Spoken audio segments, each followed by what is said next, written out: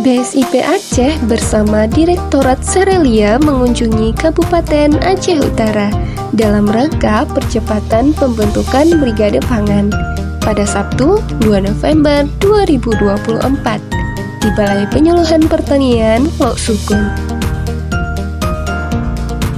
Kegiatan ini dihadiri oleh Kabid PSP Dinas Pertanian Aceh Utara, Koordinator BPP Lok Sukun, dan seluruh gecik kampung setempat.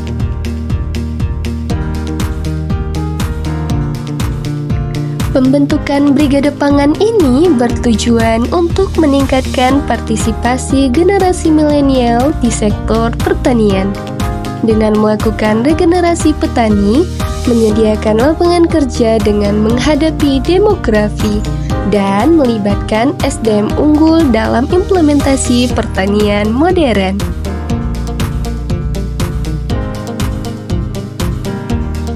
Penciri pertanian modern yang utama adalah penggunaan alat mesin pertanian, benih unggul, baik unggul lokal maupun unggul nasional, dan dilakukan secara berkelanjutan.